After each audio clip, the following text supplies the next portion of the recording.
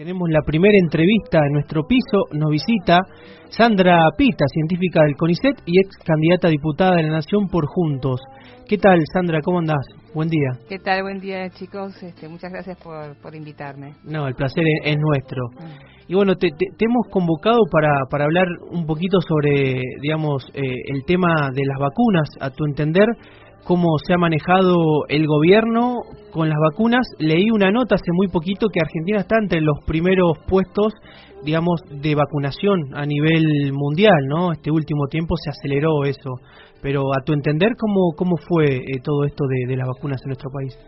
Bueno, ahora se ha llegado justamente a esos niveles que son buenos, ¿no?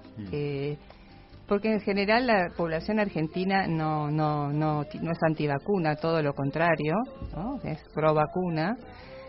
Lo que ocurrió fue al principio, cuando empezaron a aplicarse a principios del año pasado, no sé si se acuerdan, en diciembre de 2020, enero 2021, cuando teníamos disponibles varios millones de dosis de Pfizer y de repente esas dosis, por motivos que todavía nadie explicó muy bien, bueno, algunos motivos que dieron fueron casi esotéricos, se decidió no comprar Pfizer, a pesar de que se había hecho el mayor estudio de esa vacuna en la Argentina. Y digo Pfizer porque muchos dicen, haces lobby por Pfizer. No, estoy hablando de vacunas ARN mensajero en general, claro, ¿no? Sí, el comunicado era que los términos no eran aceptables para la población argentina, pero esos términos nunca se dieron a conocer. Nunca se dieron a conocer y es raro porque casi todos los países la compraron y de hecho acá ahora todo. Entonces, ¿qué pasó en el medio?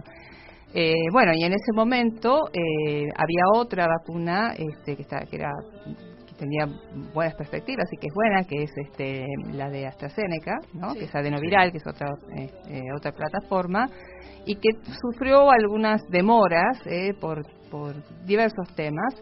Y en ese instante, cuando se podía, en enero del 2021, enero del 2021, cuando se podía tener acceso a una cantidad de vacunas que cubrieran por lo menos el personal de salud y los grupos vulnerables de la población, se optó por comprar una que fue la Sputnik, la rusa, la rusa, sí, que en ese momento no tenía fase 3, es decir, en realidad utilizaron a la población argentina como voluntarios de conejillos fase 3, de India. Sí, conejillos de India. Claro.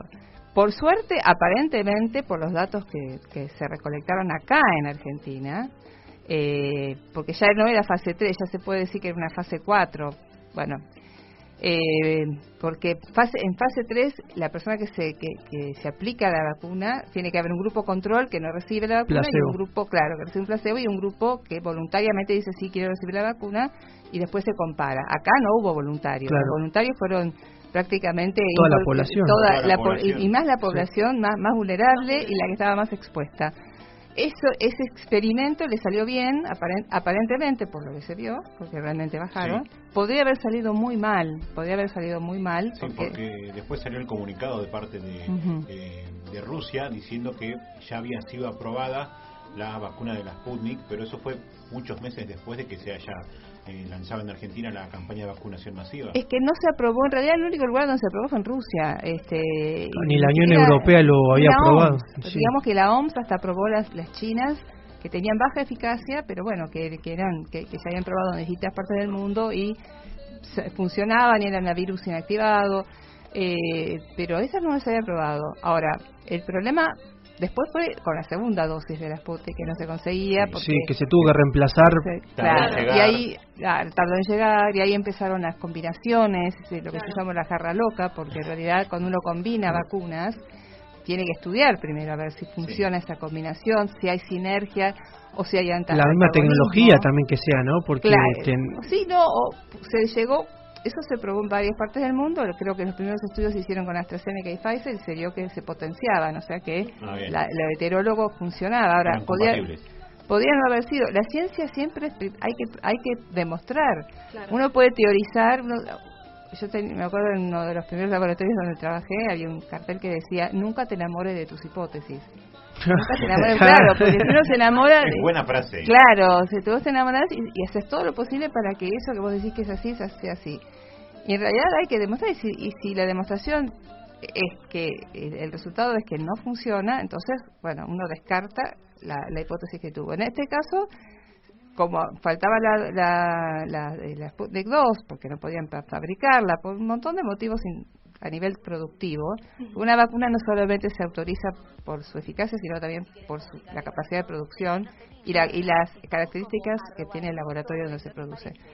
Bueno, por un montón de motivos empezaron a reemplazarla con otras, y ahora nos encontramos con un tema que yo hoy lo comenté en Twitter y me vengo muy preocupada porque hay muchísima gente que me está consultando al respecto, y mucha gente de personal de salud que tiene las 2 Sputnik, que tiene otra, bueno, pongámosle AstraZeneca o Pfizer, el refuerzo, claro. Y que resulta que tiene congresos en Estados Unidos, workshops, tiene becas para ir, desesperados diciendo no me aceptan, no puedo entrar, no me aceptan en Estados Unidos, y nadie está, ninguna provincia, creo que salvo Córdoba, no sé, algo me dijeron que en Córdoba lo están resolviendo, nadie sale a decir, los aplaudimos a la noche al personal de salud y ahora le negamos una 4ª dosis para que puedan completar un esquema y que puedan ir a hacer, ir a los congresos, a capacitarse, sí, o a viajar porque necesitan viajar. Esta gente estuvo expuesta a lo peor de lo peor, lo que nosotros no vimos, ellos vieron. Entonces, realmente tenerlos,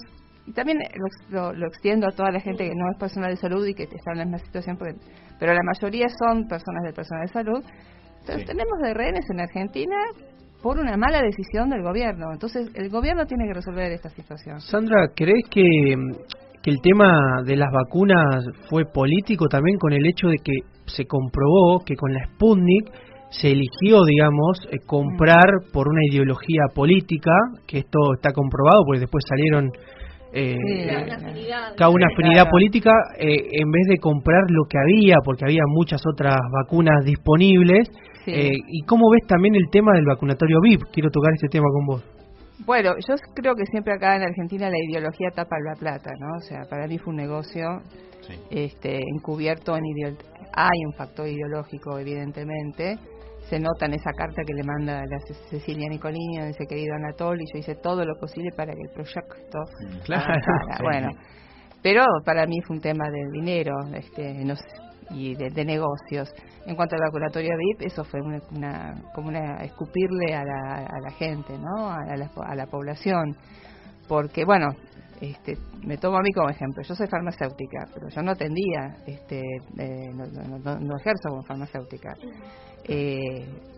Yo podría haber ido con mi matrícula de farmacéutica y ser una de las primeras a recibir la vacuna. Y yo dije, no, en el primer momento había escasez de vacunas porque todavía, y esto no fue no fue una conspiración de los laboratorios malos y malditos. Podemos hablar un montón de los laboratorios y negocios, pero cuando vos tenés algo que recién fue aprobado, hay que escalarlo. Entonces tenés que empezar a producir más y la demanda era enorme y no había. Entonces en un primer momento, los primeros 3 meses, no se cubría la demanda. Ahora, ante esa situación, uno dice, bueno, yo no estoy tan en riesgo porque yo puedo quedarme en mi casa, o yo no estoy en contacto con personas, aún teniendo la matrícula de farmacéutica, no estoy. Entonces yo no voy a ir a darme una vacuna si tengo un colega que sí sé que está al frente de una farmacia al lado de un hospital, por ejemplo, y que está mucho más expuesto. No aprovechaste el tecnicismo legal de decir, soy farmacéutica. Exacto, y no soy, pues no es porque yo sea heroica, sino que yo sé que hay mucha gente que lo necesitaba. Exactamente lo mismo que yo, y había muchísima gente que sí lo necesitaba. Entonces, gente que no estaba expuesta a ningún riesgo. Jóvenes, muchos jóvenes. Muchísimos jóvenes. Y gente, Zanini creo que se hizo pasar por personal de salud para él y su esposa. Mintieron abiertamente. Entonces me parece que fue realmente escupirle en la cara a la población argentina, que estaba muy desesperada, que estaba en una situación crítica porque no solamente afectaba la salud, afectaba la economía de muchos. Hay gente que ha quebrado, hay cada vez más pobreza, ya lo sabemos, ¿no? Entonces me parece que fue quizá una de las cosas más siniestras juntos con la fiesta en Olivos, ¿no? Sí. Claro. Sandra, vos recién mencionabas de los jóvenes, bueno, a los más chicos, por ejemplo, ¿vos qué pensás bueno, el año pasado, fines del año pasado, se había aprobado la vacunación para los niños de 3 a 11 años?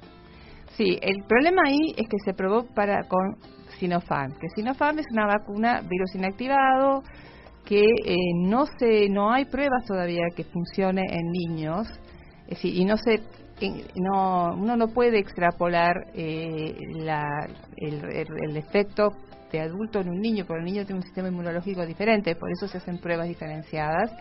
Entonces, primero que mintió Bisotti, porque dijo que se habían vacunado más niños chinos de los que existen en China. Y ni siquiera habían empezado a vacunar. Y nuevamente pusimos a nuestros niños en riesgo. Yo no digo que sea una vacuna virus inactivado. La Pfizer era, ¿no? La que estaba comprobada. Claro, cuando la Pfizer pediátrica estaba a punto de salir con... ¡Qué casualidad! Estábamos a 3 semanas de saber si la Pfizer pediátrica iba a ser aprobada, y ellos, nuevamente, para mí, es un negocio. Porque si ustedes ven todas estas vacunas que se apuran en dar acá, tienen una contraparte de alguien en Argentina que las hace. De Pfizer es Pfizer.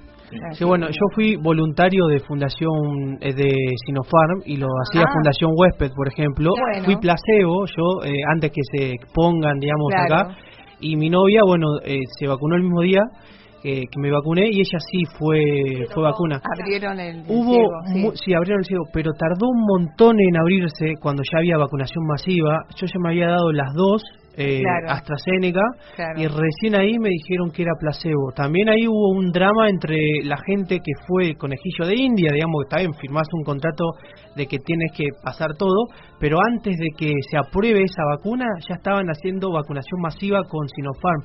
Entonces los que éramos voluntarios no entendíamos cómo a nosotros seguimos en la fase para ver si es seguro o no, y ya hay vacunación masiva, y nosotros pedíamos a los voluntarios que teníamos gente mayor, no para para el grupo que no es de riesgo, pero había gente mayor que no la dejaban vacunarse. Claro, ahí la de Sinopharm se aprobó porque OMS la aprobó y porque hubo ensayos en distintos países. Ahora, ahí Fundación Huésped creo que operó muy mal, porque al haber... En el momento que se empieza a vacunar, ya tenés que abrir el ciego y decir, ya está. Pfizer lo hizo, eso, abrió el ciego, también otras vacunas que estaban acá lo habían hecho. La única Sinopharm. Ya estás en fase 4. O sea, si ya estás vacunando masivamente, ya estás en fase 4, que es cuando se empieza a observar lo que se llama, hay una diferencia entre eficiencia y eficacia. Eficacia es el ensayo clínico, que está todo controlado. Eficiencia es cuando ya lo aplicas masivamente, y ahí empiezas a ver si hay algunos efectos adversos que no observaste en los grupos pequeños, aunque los grupos que se utilizaron para hacer estos ensayos fueron bastante grandes en este caso, porque había muchos voluntarios, ¿no? Para todas 3.000 había, 1.500 eran placebo y 1.500... Ahí ahí operó mal, para mí, Fundación Huésped, así tendrían que haber muchas abierto... quejas hubo, sí. Y bueno, eso no, ¿por qué no trascendió tanto? Hubo 1 o 2 informes, uno en Clarín y otro, que la gente pedía por favor que se le abra el doble ciego y saber si tengo placebo. Era compromiso, digamos, de la empresa, en este caso de Sinopharm y de Fundación Huésped, quien respondía aquí en Argentina, de vacunar a los voluntarios que le había tocado placebo. Lo que pasa es que todos los placebos se vacunaron por su cuenta, después se quedaron fuera del estudio. Porque yo ya no digamos, y habían pasado 8 meses. 8 meses. Ya no sirve el dato. El dato no sirve porque ya la persona se lo ha vacunado. Sandra, después, obviamente lo que estabas comentando recién, venimos ya hace poquito, se cumplieron 2 años de todo esto, de lo que está pasando con el COVID en el mundo. En Argentina especialmente, lo que fue la cuarentena obligatoria, los que nombrabas, los negocios que lamentablemente quebraron, los trabajadores que no podían asistir a su lugar de trabajo, y luego lo del pase sanitario, que quiero saber tu postura con respecto a esto. Sabemos del habeas corpus que se había presentado, queremos saber tu postura con respecto a esto. Sí, yo presenté un habeas corpus porque yo estoy en contra del pase sanitario, específicamente en Argentina. Es decir, te dicen, el pase sanitario también se aplica en diversas partes del mundo. ¿Qué realidad tienen en esos lugares donde se aplica?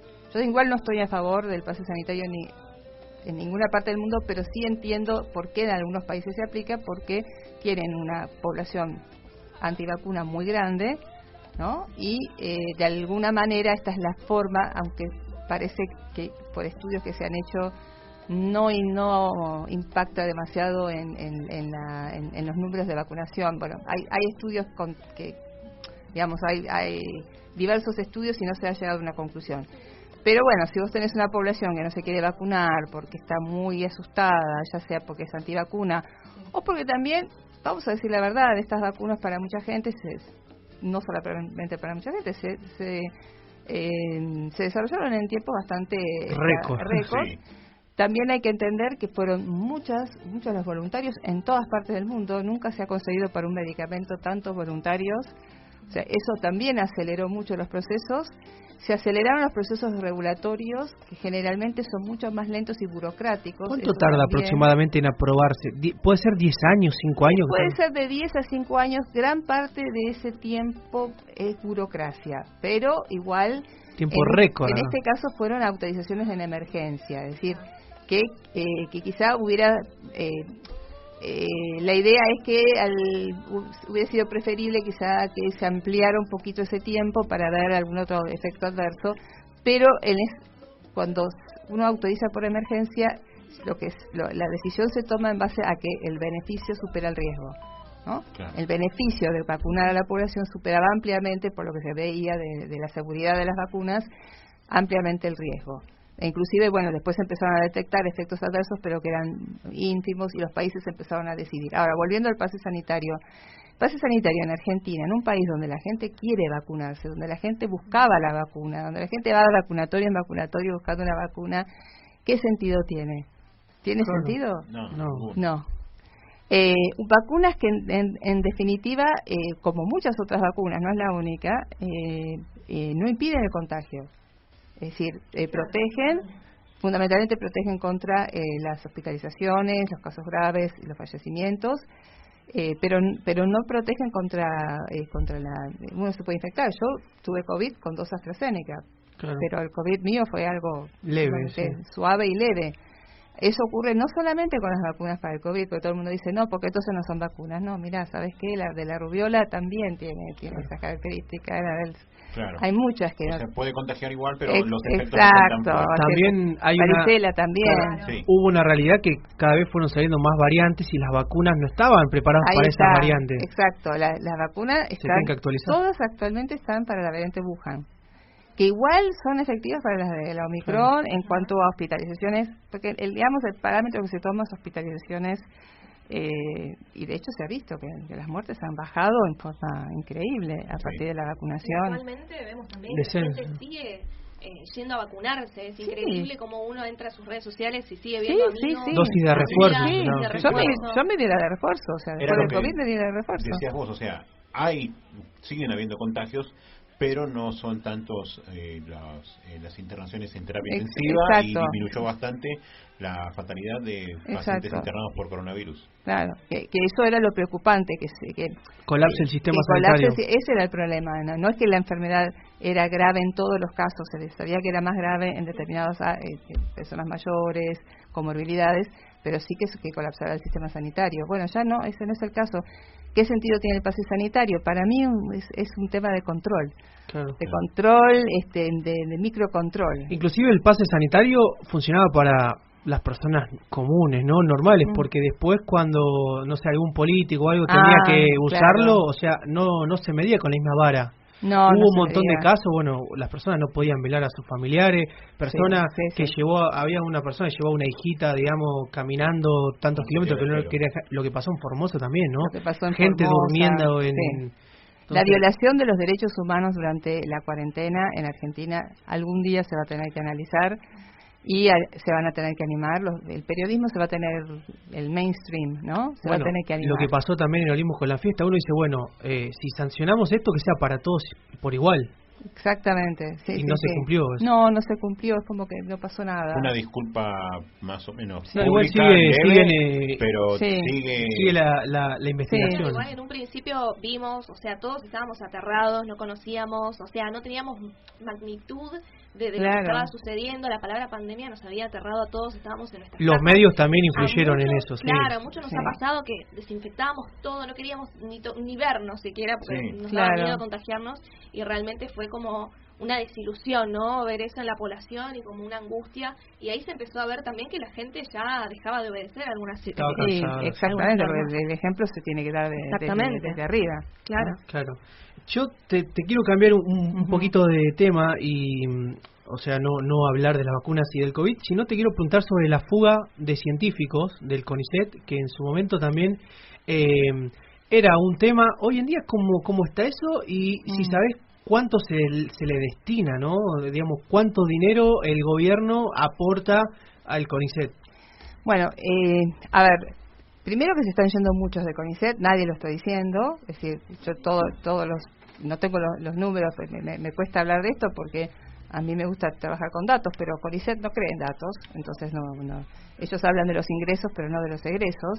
Yo todos los días me entero de un instituto nuevo, institutos buenos, es decir, donde trabaja gente de muy buen nivel, que se van ya sea a trabajar afuera, sector privado, sí, o al sector privado, incluso a manejar taxis, ¿no? Es fuerte eso, sí. O incluso gente que está trabajando como científico y que tiene que, como en CONICET, pues no podés, es dedicación exclusiva. Y solamente puedes tener un cargo docente simple y todo lo que ganes por encima de eso te lo sacan de tu sueldo. Tengo una consulta, el sueldo, porque en su momento habían nombrado los sueldos y eran muy bajos, o sea, eran de la media para abajo, y la verdad que se están jugando, digamos, ahí la vida, digamos, para, en el caso, bueno, con las vacunas, con todo eso. Científicos profesionales preparados, o sea, claro, pero son todos con doctorados. Los sueldos eran muy bajos, en su momento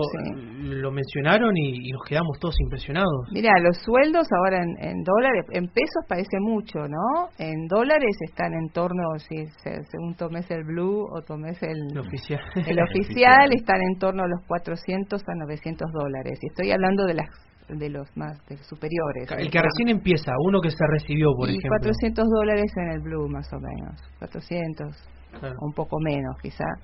Y también hay que entender que muchas veces para poder continuar con un trabajo, que no tiene el dinero disponible porque el subsidio no entra, los subsidios que nosotros ganamos los presupuestamos un año, sabemos al año siguiente si nos van a dar ese subsidio. La inflación, ahí te lo Claro, y es nominal, o sea, ahora parece que van a hacer un pequeño reajuste, pero es ínfimo, y después lo cobramos en 3 cuotas, en 3 años consecutivos, con suerte, al valor original. Entonces lo que presupuestamos es como que de repente presupuestamos un equipo que ya no podemos comprar. Se tendría que actualizar eso con el... Exactamente. Algo dijeron que ahora se va a actualizar y todo lo demás, pero en realidad nunca lo hicieron.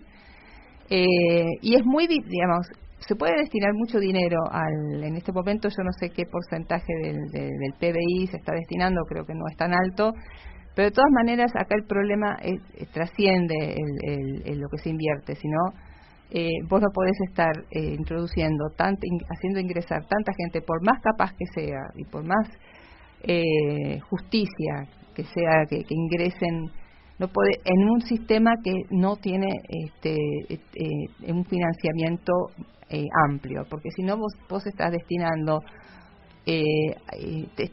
tan poco dinero a que cada persona pueda llevar adelante su investigación, que estás convirtiendo a esos científicos en ñoquis. Claro. Y el científico con vocación... Mejor que haya, digamos, pocos, pero... Claro, lo ideal sería tener un excelente... Porque, claro, no incentivás a los chicos, las chicas, las cantidades de estudiantes que quieren llegar a eso y la verdad que no los estás incentivando. Y se termina yendo afuera después. Por eso durante la campaña yo propuse, hagamos más transferencia. La transferencia tecnológica hace ingresar dinero. Si tenés un producto bueno con regalías, hay una parte que ingresa con CONICET. Y eso, cuando yo dije eso, dijeron, quiere privatizar la ciencia.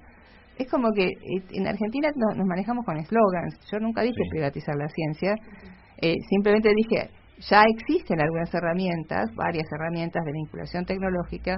Pongamos énfasis en esas para que no solamente dependamos del Estado, del financiamiento del Estado, sino que también podamos autosustentarnos, ¿no? Claro, más en esta situación que mucho presupuesto del Estado no hay, o sea, básicamente hay que buscar una alternativa, justamente. Exactamente. Y bueno, la idea mía durante la campaña siempre fue esa, decir, bueno, tenemos que generar que estas herramientas que ya existen, mejorarlas. Hay otras herramientas también que se podrían agregar, que se utilizan en muchas partes del mundo, pero también es cierto que es muy difícil en el mundo que todo el mundo aspira, porque está esta idea de la fuga de cerebros, ¿no? Sí. Y que bueno, yo les cuento, en Europa, en Estados Unidos, los lugares para cargos permanentes son cada vez menos, especialmente en Europa. Por ejemplo, creo que en España hay un índice que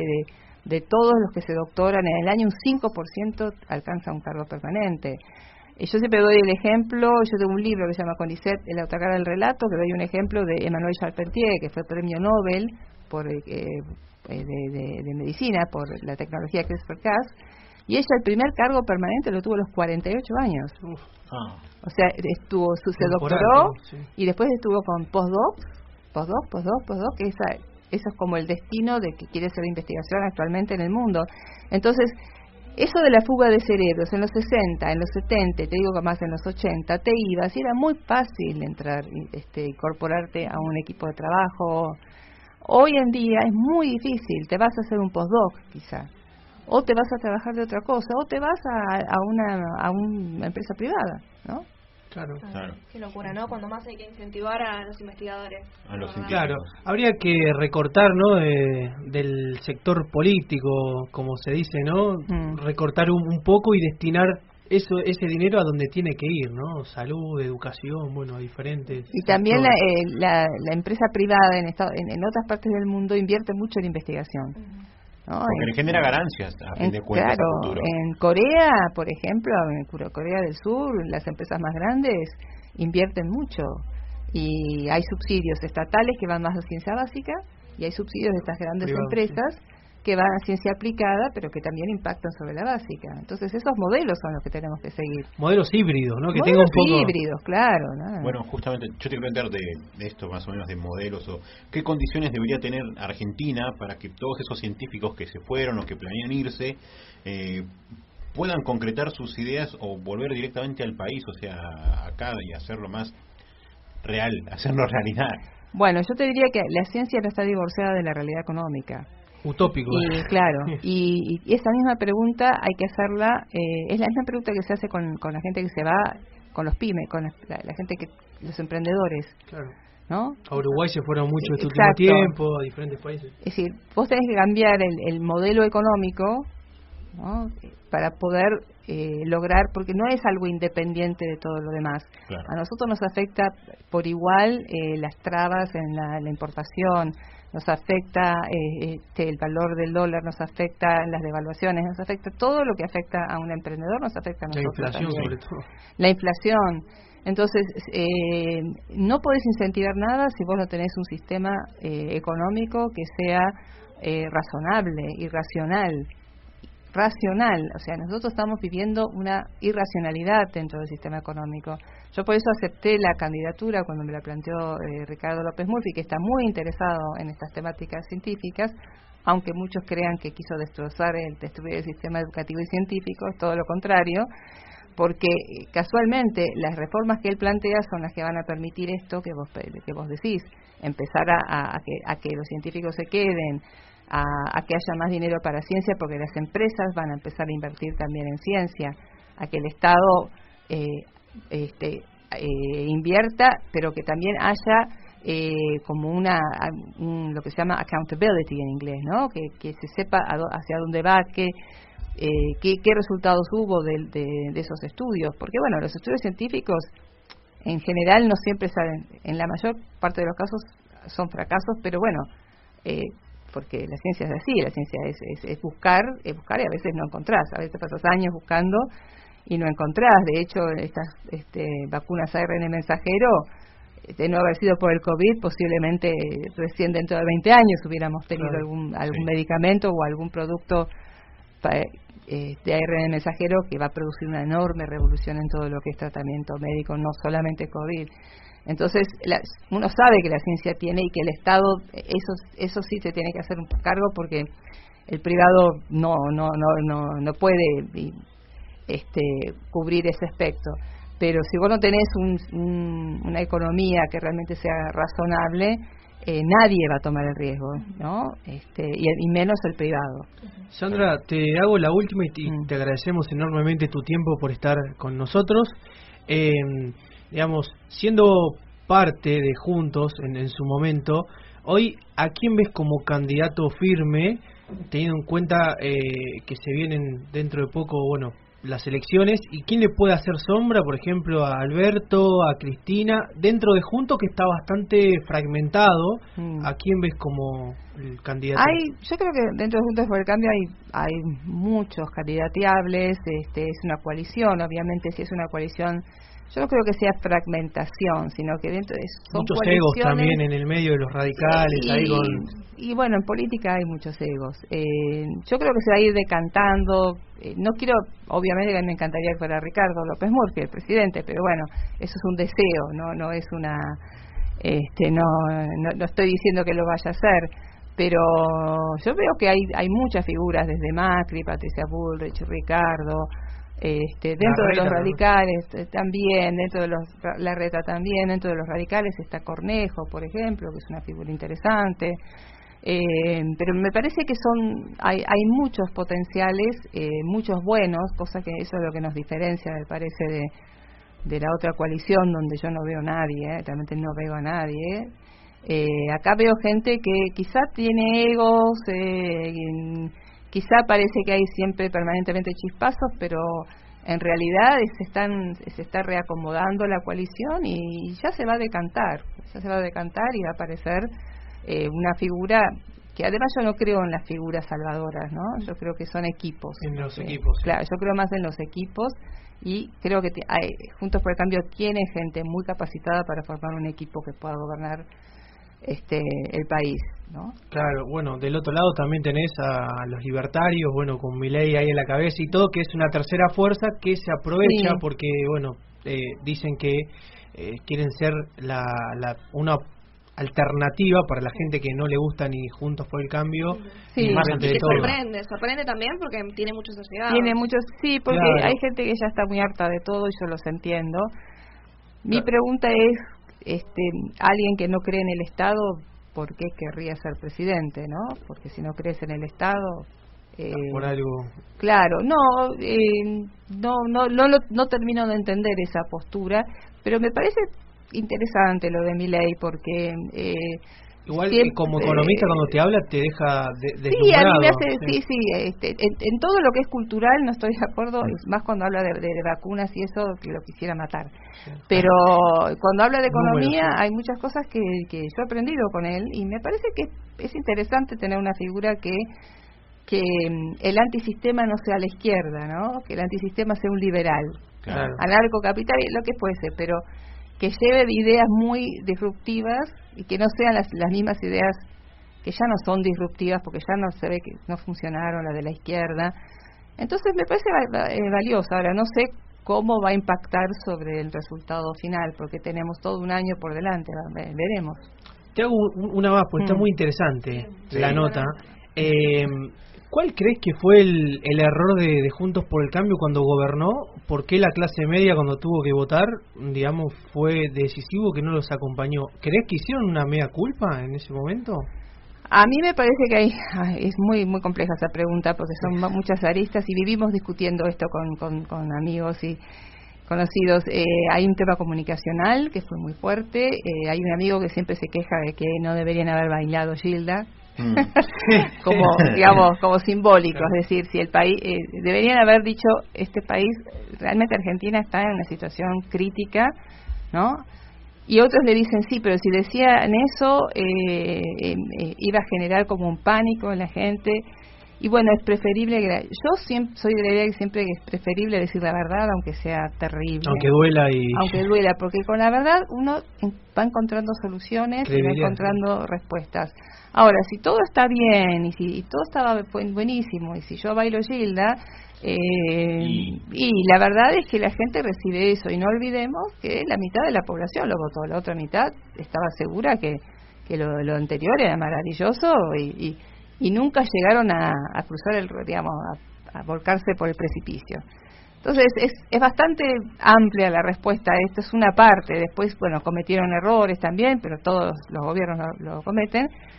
Lo que sí quiero resaltar es que fueron institucionalistas, ¿viste? Eso es indudable después de muchos años de todo lo contrario, ¿no? Claro. Bueno, te queremos agradecer enormemente. Hemos tocado todos los temas con vos, así que fue un gran privilegio poder. Sí, no tuvo desperdicio. No. Bueno, muchas gracias. Muchísimas gracias, chicos, y bueno, buen día. Muchas gracias, Sandra.